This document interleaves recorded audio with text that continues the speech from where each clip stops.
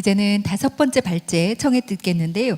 디지털 전환을 촉진하는 유럽 디지털 제품 여권 DPP라는 주제로 여러분께 소개하는 시간을 갖겠습니다. 오늘 VD 협회의 이엔스가이코 산업 4.0 표준화 위원회 전무 이사님께서 자리에 함께하고 계시는데요. 무대로 모시겠습니다. We'll invite Managing Director Jens Geico of Standardization Council Institute 4.0 VDEV for the next. Please welcome him with a big hand. 박수로 환영해 주십시오.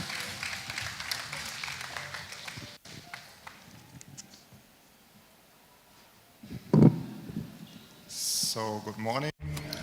안녕하십니까?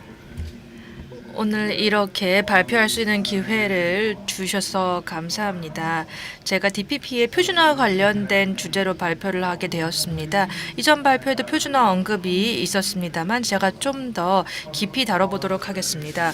먼저 제가 표준화 카운슬 SCI 4.0이 무엇인지에 대해서 간략하게 설명을 드리고 이런 국제적인 협력 노력을 어떤 것을 하고 있는지 말씀을 드릴 것이고요. 그리고 SCI 4.0은 한 10년 전에 독일에서 설립이 되었습니다. 산업화 4.0이라는 주제가 대두되었을 때입니다. 그래서 산업계가 다양한 정부나 또는 다양한 산업협회 그리고 노조들과 협력할 수 있는 발판을 만들고자 한 것인데요. 근데 그 기본적인 전략을 이행을 해야겠죠. 이행을 하지 않으면 의미가 없습니다. 이런 이행을 위해서 두 가지가 있습니다. 첫 번째는 저희가 파일럿 프로젝트를 통해서 LNI 4.0이라고 해서 랩스 네트워크 인더스트리라는 것입니다. 그리고 표준화 쪽의 업무를 하는 곳이 있습니다. SCI 4.0이고요. 모든 표준, 그다음에 ISO, ISL 등등 다양한 표준화뿐만 아니라 것들을 다 다루고 있습니다.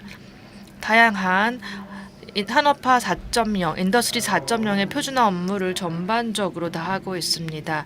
그리고 저는 이런 커뮤니티에게 어떻게 기존의 표준화를 잘 사용하고 새로운 표준화 노력을 어떻게 하는지에 대해서 또 국제적인 파트너들 간의 대화를 어떻게 시작할 것인지에 대해 자문합니다. 왜냐하면 이런 소통이야말로 유럽 내에서도 그렇지만 여기 한국에도 몇 년 전부터 이미 협업을 하고 있기 때문에 그리고 저희가 다음에 출장이 벌써 올해 안에 계획이 되어 있을 정도로 저희가 노력을 하고 있습니다.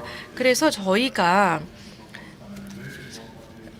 독일의 표준화 로드맵 인더스트리 4.0 에디션 5인데요. 이게 벌써 몇 년 전에 발표가 되었었고 저희가 진행 보고서라는 것을 올해 발표했습니다. 그 프로그레스 리포트를 보시면 저희가 지금까지 어떠한 것들을 했는지를 이해를 하실 수 있을 겁니다.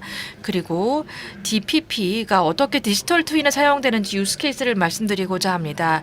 DPP는 이미 많은 분들이 말씀을 해 주셨듯이 ESPR이라는 EC가 발표한 입법 제안에 따라서 도입이 되는 것입니다. 3년 전에 발표가 되었고 작년에 드디어 ESPR이 레귤레이션으로 이제 발표가 되었고 27년에는 일부 제품군에 한해서 DPP가 사용이 될 것입니다. 제가 피에르 앙리님의 발표 자료에서 좀 가져왔는데요.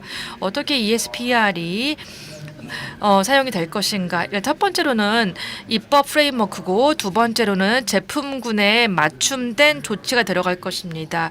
프레임워크 레지슬레이션은 것은 DPP 시스템이라는 것으로 설명할 수 있을 겁니다.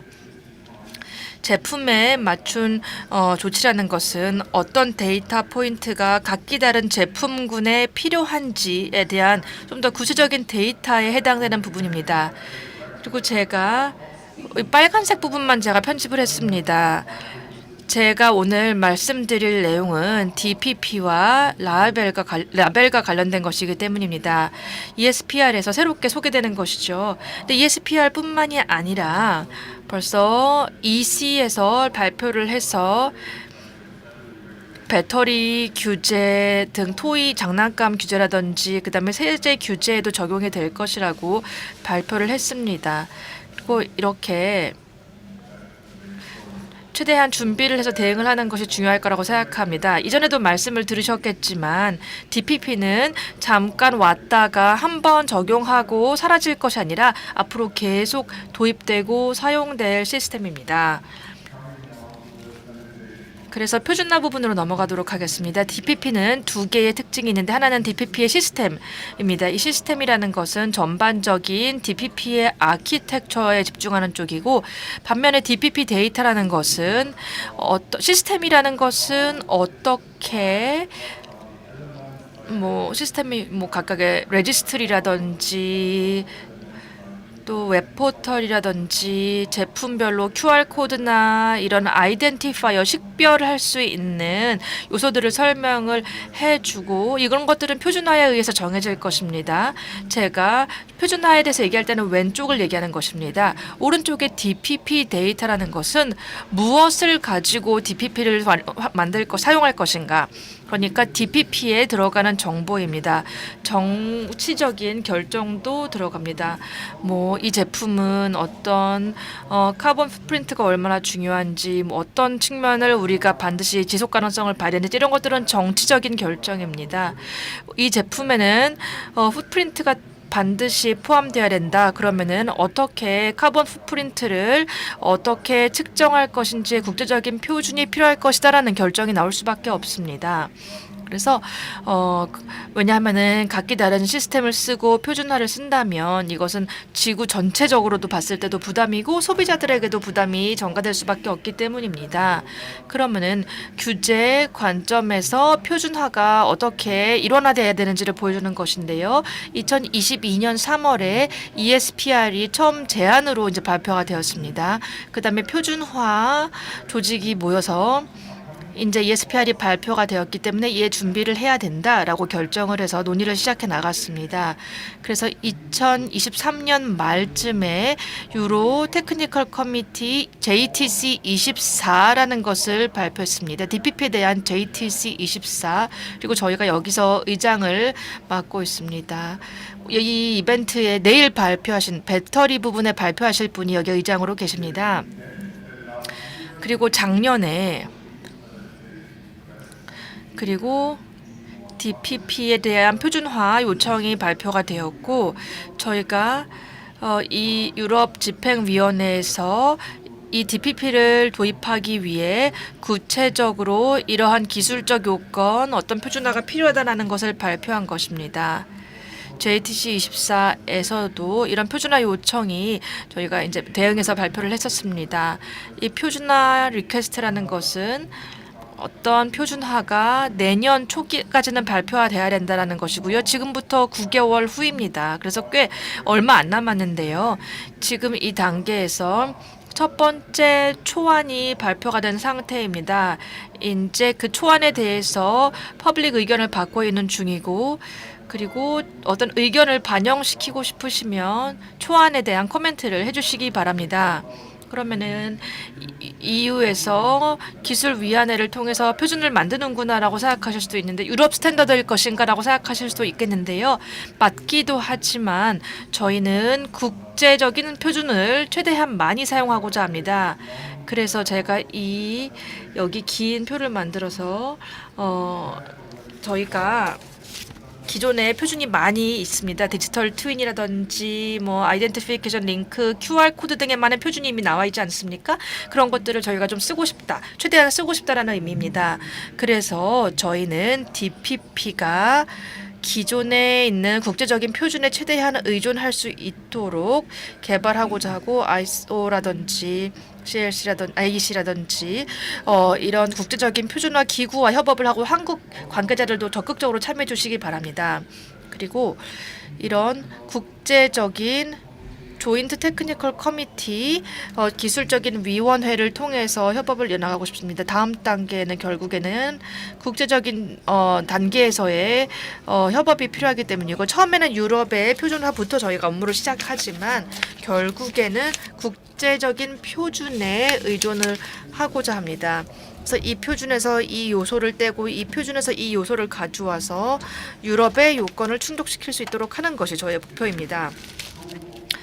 이 DPP의 범위를 보면은 ESPR 규정에 나와 있는데요. 초록색이 이제 EU 규정에 대한 부분입니다.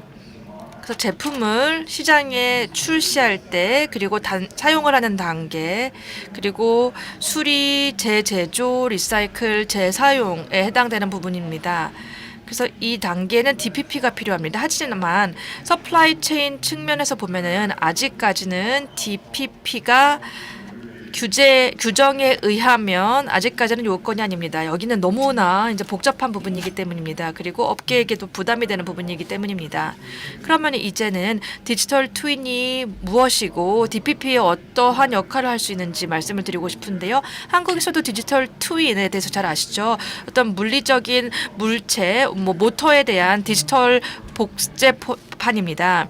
그래서 기술적인 설명, 시뮬레이션, 예측, 그다음에 컨디션 모니터링과 같은 것들, 그리고 어떤 예방 정비가 언제 필요한지에 대한 뿐만이 아니라 실제 이 제품에 대한 정보, 그러니까 스펙 관련 문서, 그런 제품의 사용 주기 정보 같은 것들도 들어가 있는 것이 디지털 트윈인데요. 이 두 번째 부분, 오브젝트 인포메이션이라고 나와 있는 이 부분이 EU DPP에 들어갈 수 있는 부분입니다.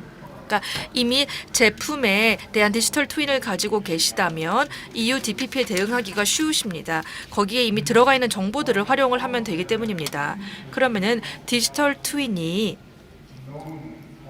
이미 기존에 사용하던 다른 리포팅 방법과 어떻게 다른가요?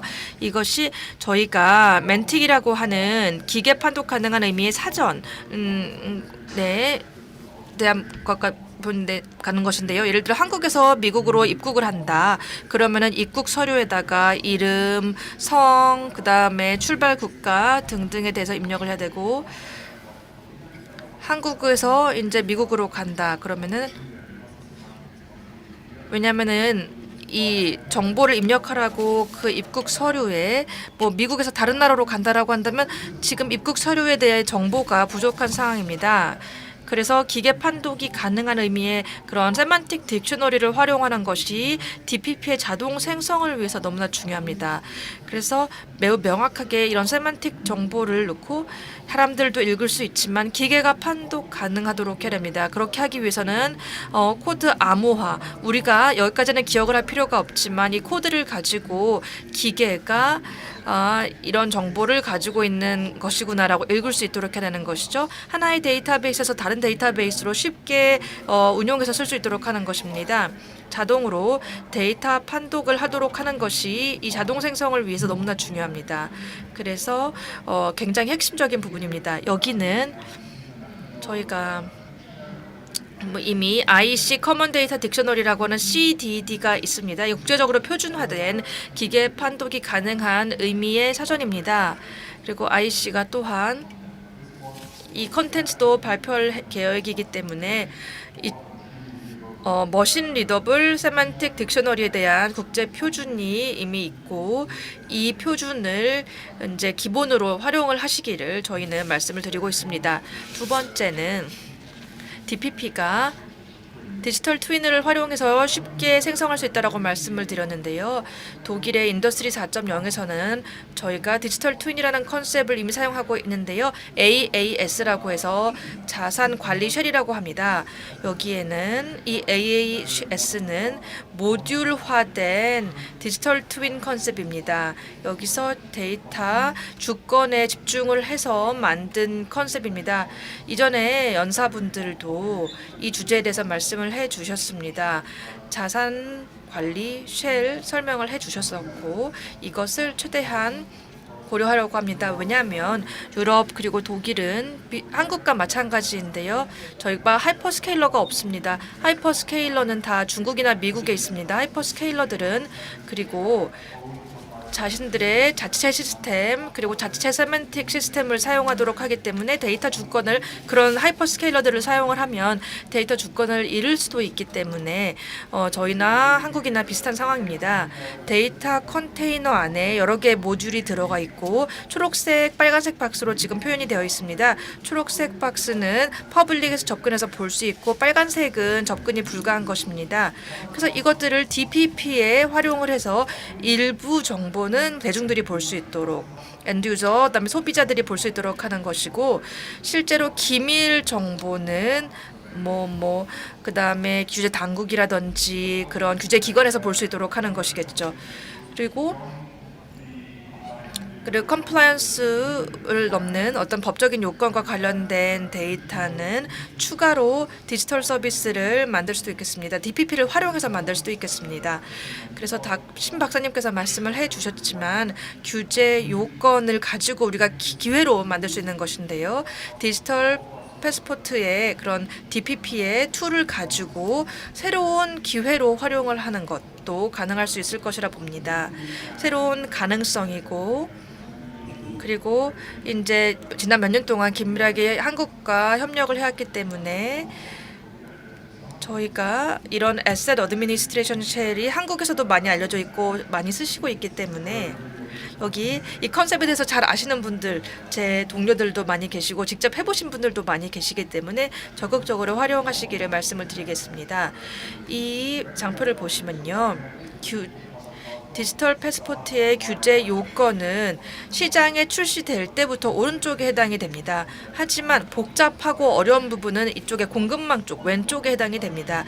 왜냐하면 공급망에서 다양한 납품업체 티어 1, 2, 3 업체로부터 데이터를 다 확보를 해야 되기 때문입니다. 그래서 데이터를 각기 다른 기업들 간에 교환을 해야 되고 다른 산업, 철강 그리고 전자 업체 산업 간에도 이제 교환을 해야 되는 것이죠. 그렇기 때문에 가능성이 두 가지인데요. 하나는 이메일로, PDF로, 엑셀로 손으로 직접 수기로 작성하는 것. 이것은 굉장히 비용도 많이 소요되고 인력도 많이 소요되고 데이터를 해석해서 아웃풋을 창출을 해야 되는데 이게 확장성이 없는 옵션이고요. 또는 디지털 트윈을 활용하고 데이터 스페이스 컨셉을 사용을 하면 되는 것이고요. 데이터 스페이스 전략을 많이들 사용을 하고 계시기 때문에 그쪽 데이터 트윈을 활용하는 것은 DPP의 반드시 필수 요건은 아니지만 저희가 권고하는 것입니다. 데이터 스페이스 전략을 쓸 때는 스페이스는 EC에서 강요하는 것이 아닙니다. PDF, 엑셀로 제출해도 된다고 합니다. 하지만 제품을 출시할 때만 제출을 하면 되는 것이죠. PDF건 엑셀이거든요. 하지만 경제적인 관점에서 봤을 때 저희는 데이터 스페이스를 도입을 하시기를 말씀을 드립니다. 그렇지 않으면 많은 데이터를 공급 업체들 사이에 공유를 한다는 것이 쉽지 않기 때문입니다.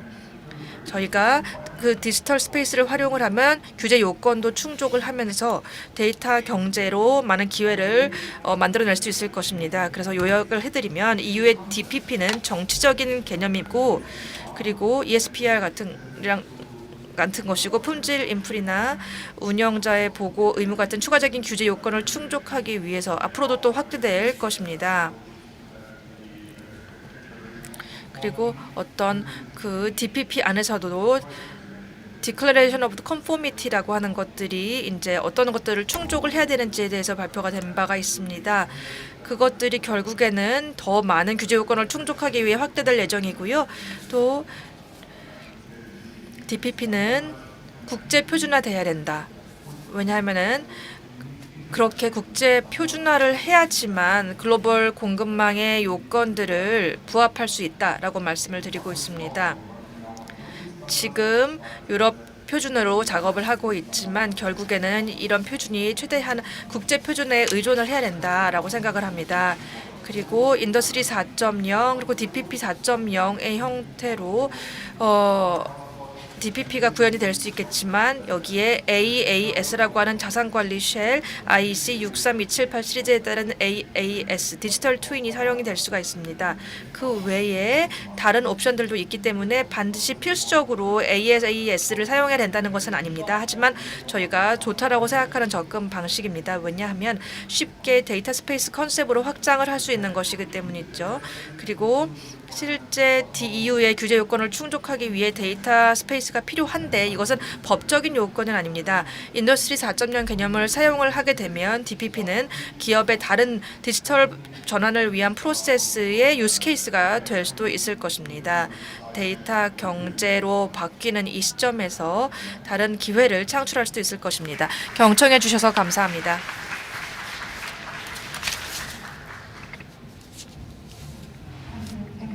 감사합니다.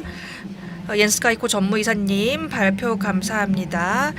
가이코 전무이사님께 진심으로 감사 인사드리겠습니다.